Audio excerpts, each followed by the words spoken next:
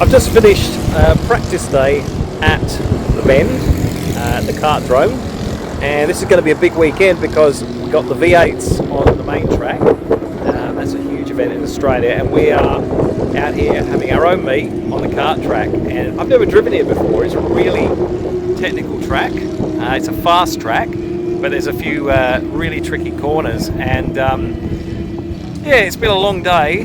Missed a few sessions, unfortunately. We also had one that was kind of rained out. But right at the end, thanks to Ian Williams again for saving me and fixing the, we call it the stop in front of the accelerator, because I had an issue with it, and then I tried to tighten it and it broke, and he magicked one up for me like he does. Awesome. And I used that opportunity and also changed my gearing, and straight away went quicker. Well, went as quick within just a few laps. They had to shut the track, so hopefully tomorrow we can continue going in the right direction. But from the start of the day, just to give you some idea, we probably took off about 2 seconds from when we started. Certainly a good 1.5, and we've got some time still to take off, but we're starting to come to terms with the track. We're going in the right direction. Looking forward to the meet tomorrow. And yeah, fingers crossed, good weather, good racing, and now I'm off to Murray Bridge to check out my accommodation for the night, which I'm looking forward to. So after that day practicing at the Bend, I'm staying at Murray Bridge in the Bridgeport Hotel, which I've never stayed at before, and this is my suite for the night. It's the bathroom, nice big shower, and a toilet the other side of that. The minibar, which I will not be using because, well, I won't be using any alcohol anyway. I'm not drinking this year. A humongous king size bed, which I'm going to be sharing with nobody. All of my lonesome up here. And unfortunately, we got the view of the city. Whereas the other side, oh, it's a rather nice sunset though. The other side is the river. I'm not complaining. I think I'm going to quite enjoy it here. And I'm going to go down, have some dinner, and I reckon I'm going to have a pretty early night because, yeah, race days are pretty long and pretty tiring. And yeah, back out to the track early tomorrow. Right, just checked out. Not sure if you can see, because it's just lifting. There's a really thick fog before, and yeah, just about to head off to the track. It's quite brisk at the moment. That'll be interesting in practice for tyre temperatures, but I'm really looking forward to today, actually. Hoping everyone behaves and stays on the track. There seems to be, you know, enough room on there to race pretty hard. But it's a fast track, so you certainly don't want much contact on it. That first corner is flat out, and yeah, that's going to be interesting. Race 1, we are starting in position number 9, and no qualifying here because it's a Kartsport meet. We have 1 lap to warm up the tyres, and then it will be green light. As you can see, 86 Lockie Hodge doing ahead of me.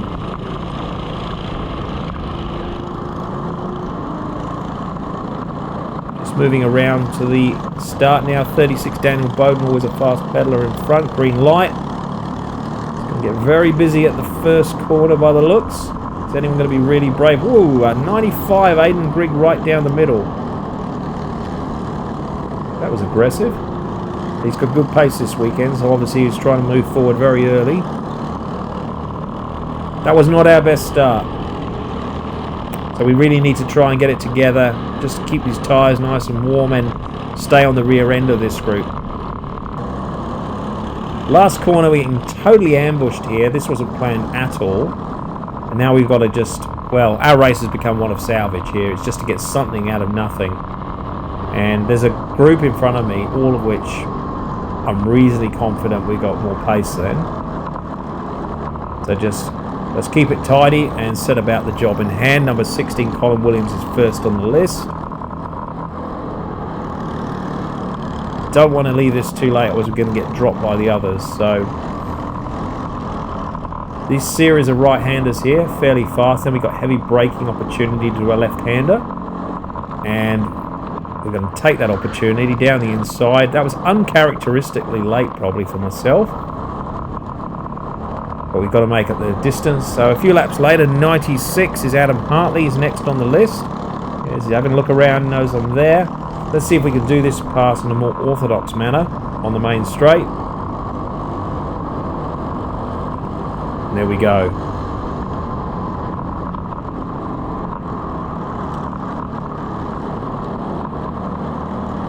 '88 is Wayne Woodfield. Getting a little bit loose there, losing a little bit of grip. That might work in our favour. And again, the door is open. We've got the traction down the outside, flat out right-handers, and then heavy braking left-hander. That was a bit more tidy. 86 is Lockie Hodge. He's making a move now on number 5, James McCarthy. Really nice to follow him through, but we're going to run out of straight, so we're going to have to be a little bit patient. Just bide our time a little bit.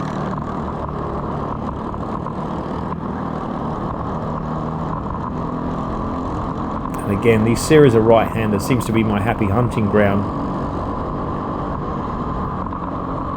Now we're running out of time here, but do have enough time at all to have a serious look at getting Lockie Hodge, 86. I don't think we're going to do it in this race. Coming on to the start-finish straight for the last time. Checkered flag. Not a terrible recovery, but yeah, that first lap really cost us. Race 2, we are running out of grid position number 5. Again, as I say, we're drawing for positions here, so ahead of me is Colin Williams. And I'm going to try and get him at the start. If we get a really good start.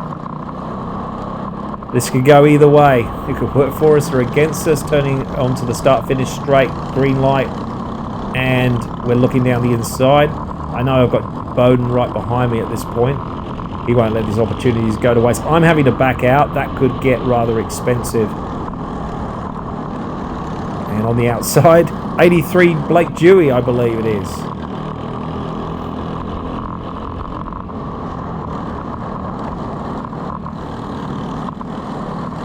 And not one to let an opportunity go past.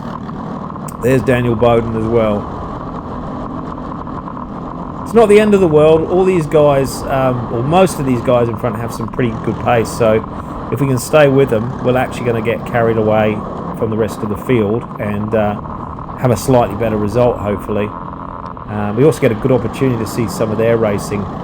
We didn't get an opportunity there to take Colin Williams along with the 2 other drivers there, so we're going to have to do it now. I think Colin's seen me coming. He's kept the door open. A bit of courtesy there. I've given him away, thank you.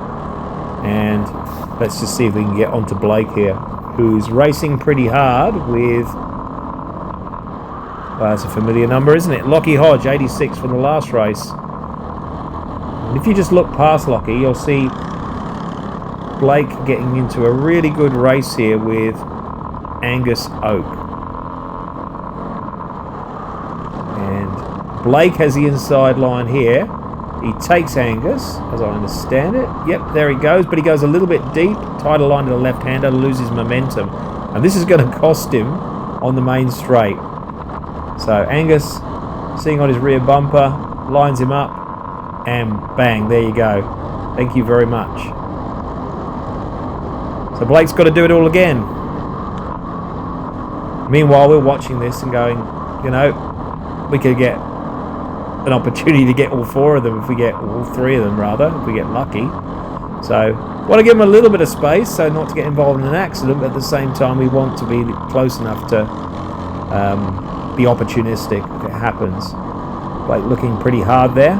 It's not going to happen into this corner. But there's another good opportunity just after this left-hander. Heavy braking into the right-hander at the end of this straight. Blake's having a look. Is he going to be able to pull it off? Yes, he does. Quite tidy. And we're having a really good look at Lockie Hodge here.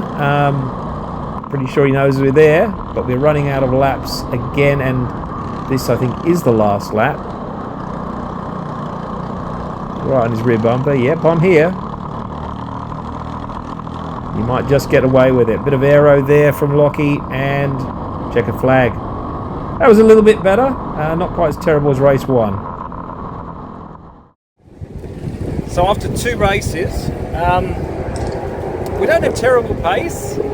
First race we kind of got just engulfed by the field, but we did manage to gain 3 or 4 positions back. I'm not entirely sure how many it was. And then the next race we drew 5th on the grid, and we managed to get 8th. And we actually had a touch more pace than the 2 guys ahead of us, so they were our fastest laps we recorded the weekend. I know there's more to come. And yeah, you can probably hear the V8s in the background, as long as the stunt pilot that's just gone past. And yeah, 2 races to go. So that first corner, I've got to say, is pretty hairy with us all going into there, you know, flat out. But so far it's been okay. So let's see what we can do the last 2 races. Race 3, hoping for something better here. We haven't exactly set the world on fire so far.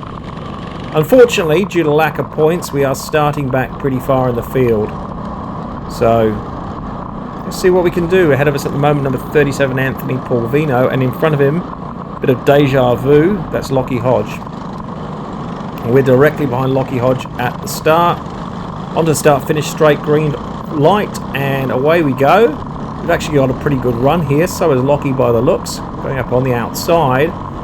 And just to the right of camera there, you see the start of a spin. I don't know if it fully went around, but I took avoiding action to make sure we didn't get involved in that. And we just lost a little bit of our advantage, but we still gained a couple of positions, so that was actually a pretty good start. I think we're running at about 8th place. And we're going to just settle down behind number 37, Anthony Polvino, and look for a position if we can. Got a little bit of a run here up the inside into this right-hander. And heavy braking behind 86. 37 is still to the left-hand side of me. You're going to see him just pop out. But we got the inside turning in this right-hander here. Unfortunately, we've gone a little bit deep. And he's just gone back up the inside. But, you know, good racing. I'm enjoying this. And no doubt we will be in a position to have another opportunity if we can just get it together. Up close to 37 again. He's having a really good look at 86, Lockie Hodge. And, yeah, very racy at the moment. And he's having a look for the inside. I'm trying to get pretty close to try and take advantage of this. Now he goes for it, and he clips the right rear wheel. He goes around. I have to take avoiding action, and I don't quite make contact. I spin as well. And unfortunately, everything about our good start is lost because we are now running pretty close to the rear of field, and we've just rejoined. And ahead of us, who do we have? We've got Lockie Hodge and Anthony Polvino again, just taking off just like they were before, having a really good battle. I think I'm a little bit more cautious at this point with these two. They're just every other corner having a go, and I'm just thinking we could have an action replay and maybe get in a position to take both of them. Now they are coming up to number 5, James McCarthy.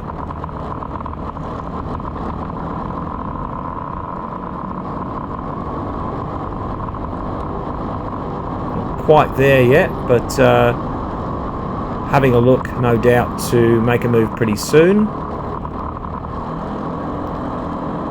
And no doubt, give him half a chance. Anthony Polvino is going to be putting it up the inside if he gets an opportunity. We're just closing in a little bit because we're sensing there might be an opportunity to be opportunistic here. We have a little bit of a look into this braking zone, but we back out and don't overly commit to it.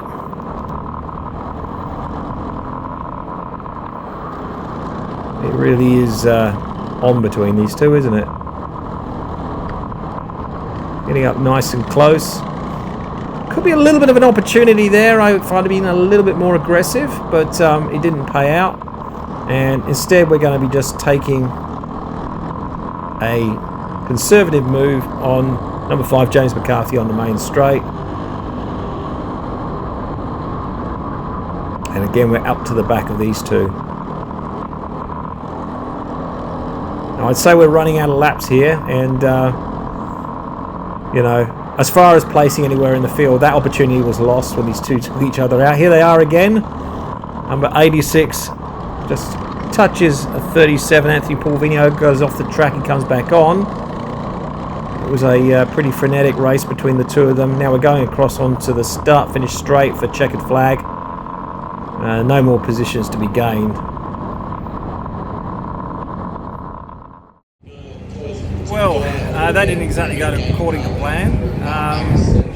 I think they were putting us in our points starting positions, and because of the first race, we didn't have as many as I would have liked. So I did actually get a really good start, and I was hoping to sort of hang it around the outside, which becomes the inside there to the next corner. But that's not what happened. There was a little bit of an issue in the pack, and I basically took avoiding action to make sure I didn't get involved in that, so I didn't fully benefit from it.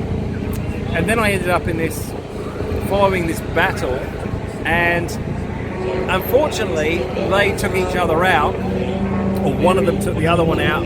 They spun, I took avoiding action, so I spun, and then the whole field except for one passed us. And yeah, then it was back on again. I think we made up one position, but we had the same battle going on. And yeah, and sometimes this is one of the things you can learn. There's a lot of benefit to not battling all the time and actually racing to push each other further forward. So if there's not a huge speed differential, you can sort of push the other guy from behind, and that wasn't happening. So we fell off even further back, unfortunately. And that means we got absolutely bugger all points for the final. I think I'm going to have the same guys that are going to be racing each other in front of me. So I reckon there's a further 3 people that we should be going faster than, that we have the pace, and we just haven't had the clear air. That's racing, that's the way it goes. But I mean, it's nice to know we got a little bit of extra pace. I think we could possibly be finishing, you know, 5th or 6th if we have a clean race, but that's not going to happen. We've got half the field to pass, and let's just try and get through this last race without any issues. And now we are on to the final race of the day for 4SS Heavy, race 4. Not really a final as such, because all points count. And we're starting from that familiar position of 10th again due to our lack of points. Straight ahead of us again will be 86 Lockie Hodge. We got green light here, and no doubt in the action somewhere will be 37 Anthony Polvino. Moving into the first corner, things look a bit more orderly up ahead of us this time. No positions to be gained, but none lost either. So we will just fit onto the rear of this battle and see if there's any positions to be gained.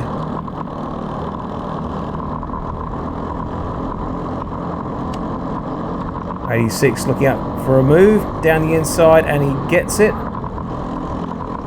Just up ahead is Angus Oak, not getting away at this point, so he might come into this later on as well. And 37 looking pretty racy. This is looking very familiar, isn't it?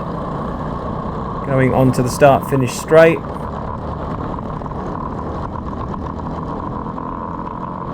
I'm just giving him a little bit of a look that I'm in the picture too here, just in the peripheral vision.